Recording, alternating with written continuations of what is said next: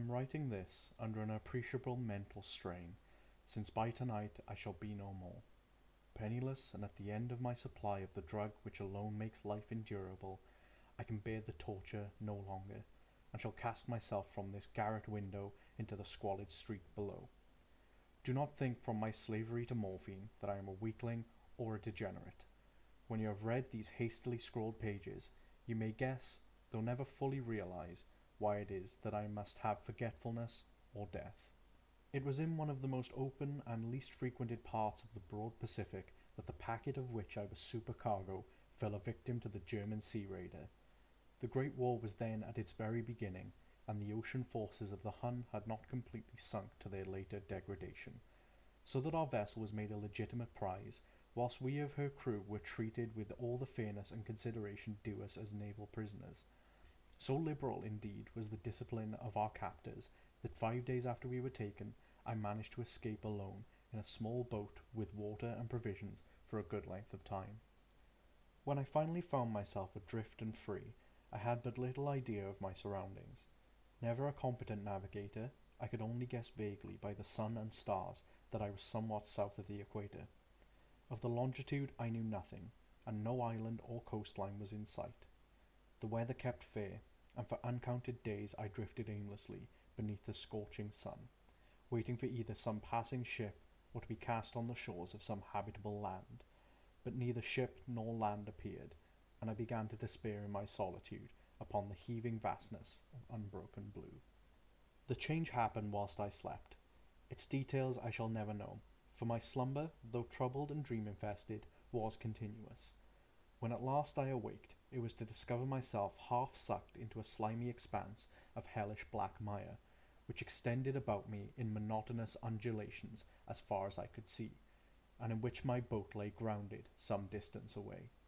Though one might imagine that my first sensation would be of wonder at so prodigious and unexpected a transformation of scenery, I was in reality more horrified than astonished, for there was in the air and in the rotting soil a sinister quality which chilled me to the very core.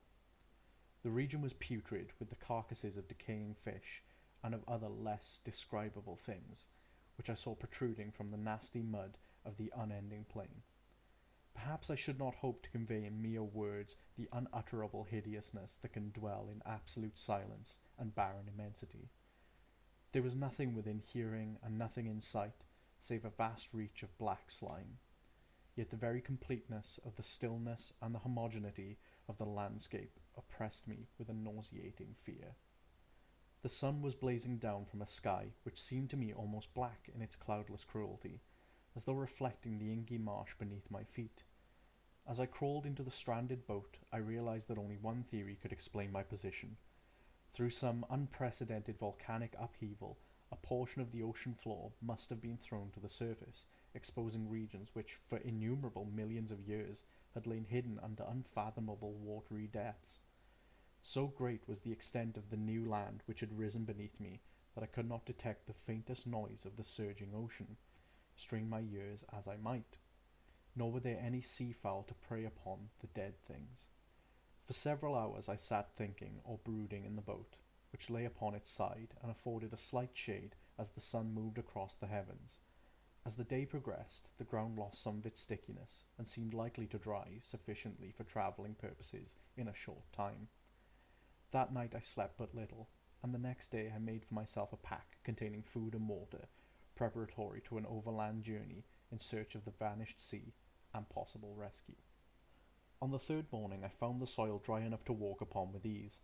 The odour of the fish was maddening, but I was too much concerned with graver things to mind so slight an evil, and set out boldly for an unknown goal. All day I forged steadily westward, guided by a faraway hummock which rose higher than any other elevation on the rolling desert. That night I encamped, and on the following day still travelled toward the hummock, though that object seemed scarcely nearer than when I had first espied it. By the fourth evening I attained the base of the mound, which turned out to be much higher than it had appeared from a distance, an intervening valley setting it out in sharper relief from the general surface. Too weary to ascend, I slept in the shadow of the hill. I know not why my dreams were so wild that night, but ere the waning and fantastically gibbous moon had risen far above the eastern plain, I was awake in a cold perspiration, determined to sleep no more. Such visions as I had experienced were too much for me to endure again, and in the glow of the moon I saw how unwise I had been to travel by day. Without the glare of the parching sun, my journey would have cost me less energy. Indeed, I now felt quite able to perform the ascent which had deterred me at sunset. Picking up my pack, I started for the crest of the eminence. I have said that the unbroken monotony of the rolling plain was a source of vague horror to me, but I think my horror was greater when I gained the summit of the mound and looked down the other side into an immeasurable pit or canyon, whose black recesses the moon had not yet soared high enough to illuminate. I felt myself on the edge of the world, peering over the rim into a fathomless chaos of eternal night. Through my terror ran curious reminiscences of Paradise Lost and Satan's hideous climb through the unfashioned realms of darkness. As the moon climbed higher in the sky, I began to see that the slopes of the valley were not quite so perpendicular as I had imagined. Ledges and outcroppings of rock afforded fairly easy footholds for a descent, whilst after a drop of a few hundred feet, the declivity became very gradual. Urged on by an impulse which I cannot definitely analyze, I scrambled with difficulty down the rocks and stood on the gentler slope beneath, gazing into the Stygian deeps where no light had yet penetrated. All at once my attention was captured by a vast and singular object on the opposite slope, which rose steeply about 100 yards ahead of me, an object that gleamed whitely in the newly bestowed rays of the ascending moon. That it was merely a gigantic piece of stone I soon assured myself, but I was conscious of a distinct impression that its contour and position were not altogether the work of nature. A closer scrutiny filled me with sensations I cannot express, for despite its enormous magnitude and its position in an abyss which had yawned at the bottom of the sea since the world was young, I perceived beyond a doubt that the strange object was a well-shaped monolith, whose massive bulk had known the workmanship and perhaps the worship of living and thinking creatures. Dazed and frightened, yet not without a certain thrill of the scientist's or archaeologist's delight, I examined my surroundings more closely.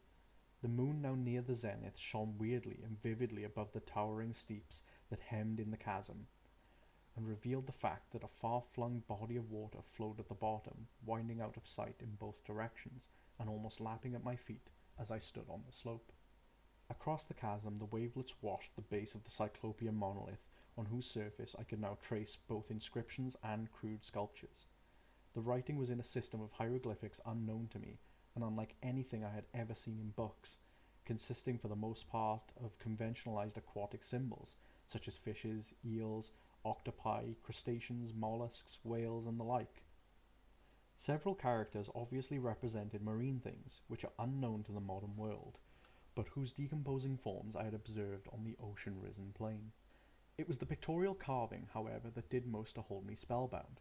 Plainly visible across the intervening water on account of their enormous size was an array of bas-reliefs, whose subjects would have excited the envy of a Doré.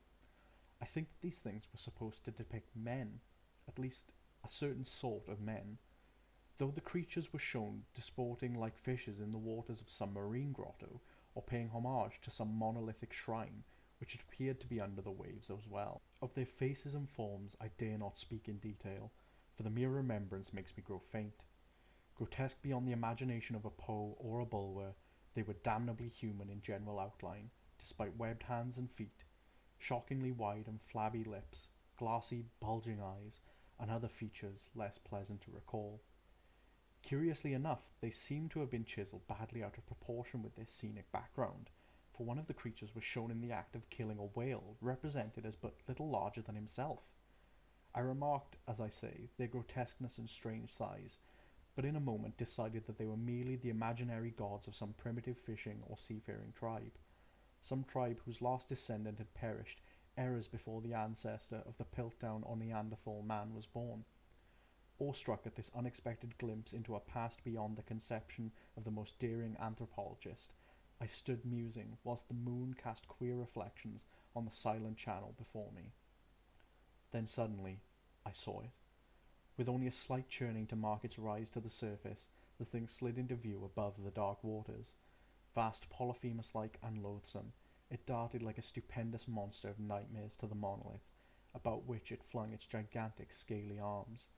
The while it bowed its hideous head and gave vent to certain measured sounds, I think I went mad then. Of my frantic ascent of the slope and cliff, and of my delirious journey back to the stranded boat, I remember little. I believe I sang a great deal, and laughed oddly when I was unable to sing. I have indistinct recollections of a great storm some time after I reached the boat. At any rate, I know that I heard peals of thunder, and other tones which nature utters only in her wildest moods. When I came out of the shadows, I was in a San Francisco hospital, brought thither by the captain of the American ship which had picked up my boat in mid-ocean. In my delirium I had said much, but found that my words had been given scant attention. Of any land upheaval in the Pacific, my rescuers knew nothing, nor did I deem it necessary to insist upon a thing which I knew they could not believe. Once I sought out a celebrated ethnologist, and amused him with peculiar questions regarding the ancient Philistine legend of Dagon, the fish god, but soon perceiving that he was hopelessly conventional, I did not press my inquiries. It is at night, especially when the moon is gibbous and waning, that I see the thing. I tried morphine, but the drug has given only transient surcease, and has drawn me into its clutches as a hopeless slave. So now I am to end it all, having written a full account for the information or the contemptuous amusement of my fellow men. Often I ask myself if it could not all have been a pure phantasm, a mere freak of fever, as I lay sun-stricken and raving in the open boat after my escape from the German man-of-war. This I ask myself, but ever does there come before me a hideously vivid vision in reply. I cannot think of the deep sea without shuddering at the nameless things that may at this very moment be crawling and floundering on its slimy bed, worshipping their ancient stone idols and carving their own detestable likenesses on submarine obelisks of water-soaked granite. I dream of a day when they may rise above the billows to drag down in their reeking talons the remnants of puny, war-exhausted mankind, of a day when the land shall sink and the dark ocean floor shall ascend amidst universal pandemonium. The end is near. I hear a noise at the door, as of some immense, slippery body lumbering against it. It shall not find me. God, the hand, the window, the window! I would like to thank you all for listening to this reading of Dagon. This is something I've wanted to do for a short while now, and I'm happy to have finally done it.